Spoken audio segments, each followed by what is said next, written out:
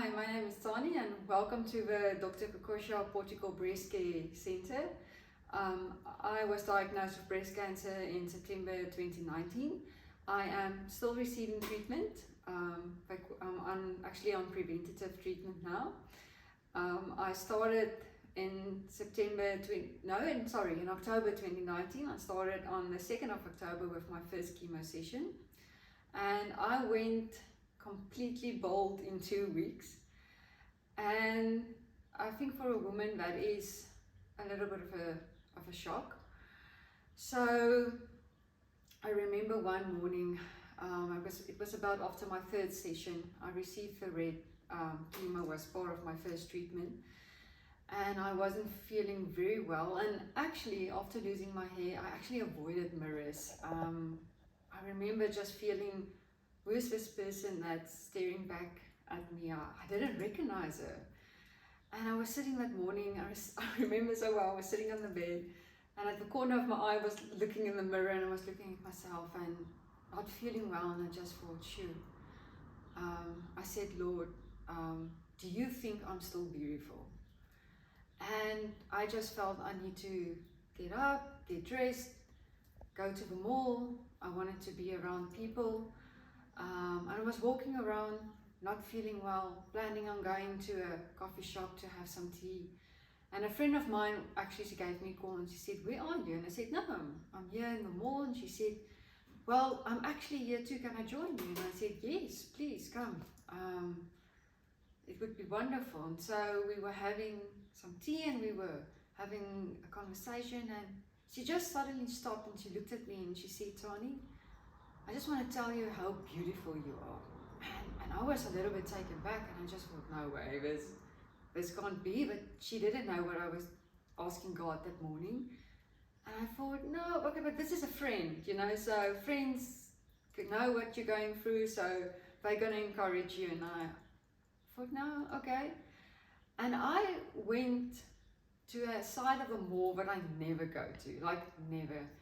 And I did some shopping there, and I used a lift just across the shop that I was in. And I never use a lift. I don't like a lift. So, and I went into that lift, and there was a lady inside there, and she looked at me and she said, I watched you as you walked through the mall, and I would just like to tell you how beautiful you are. And I just realized that is God. God hears you, God sees you, God knows you in your most deepest vulnerable moment. He knows you. And I would just like to encourage you with this story. I don't know if you're going through cancer, or maybe you're going through some personal issues, personal problems, and you don't know if you don't have hope. It looks very dark. I just want to tell you, there's always hope in Jesus Christ. We are overcomers in Jesus Christ. I don't see myself as a cancer survivor. I see myself as a cancer overcomer through Jesus, because he was the first overcomer. And there's always hope in Jesus. Always. In your darkest moment, Jesus has a plan. And I can use this as a testimony, because I did everything not to receive chemo. Till the last moment, I did everything not to receive chemo. Because I was afraid of cancer, I was afraid of chemo, and today I can stand here and I can tell you that it was the biggest blessing that I actually never wanted. I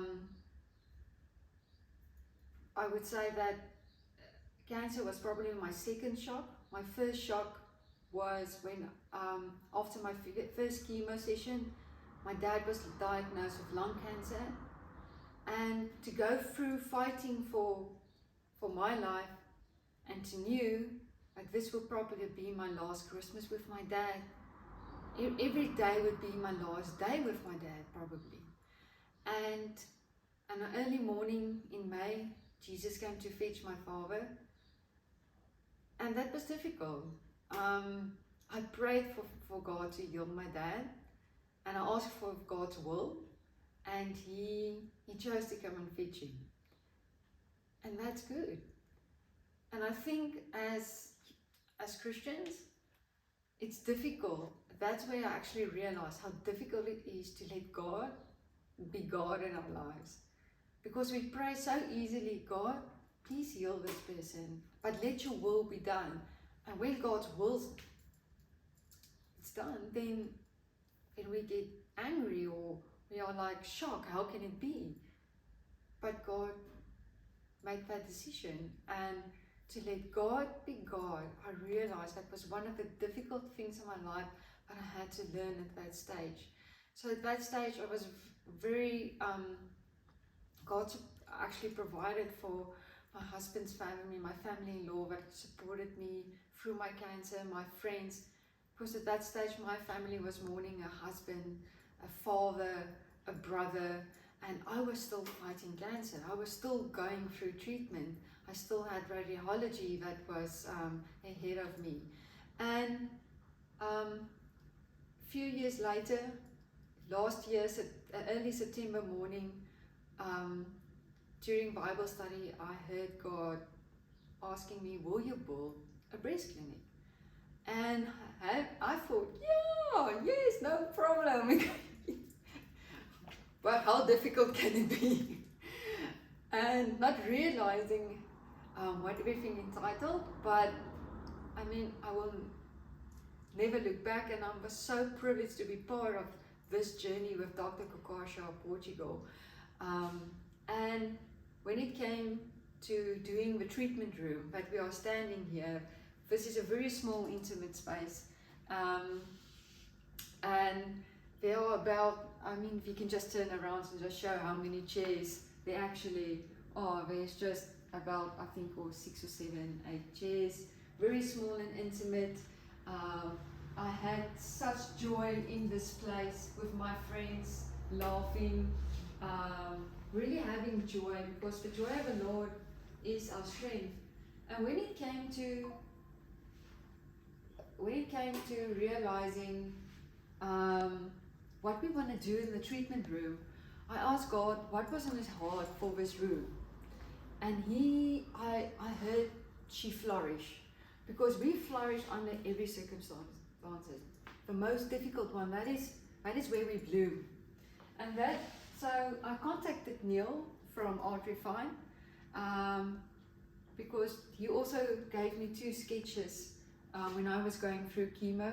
It was so encouraging and such a right time, especially for what happened with my dad. So I said to Neil, listen, all I heard was she flourished, and whatever God tells you to do on paper, it's between you and him. And what a surprise. God surprises. I mean, he's just amazing. And how he brought all these 7 sketches, where we start from the shock and denial, and where we end at the hope. Where we end at hope. Because that is Christ. Hope, acceptance and hope in our most difficult situations. God always comes through. God always provides. And that was what meant for harm. He always turns into something good. So I truly hope that these sketches will bring hope and joy to every lady that will walk in through this breast care center. And thank you, Neil, for the opportunity to share my story.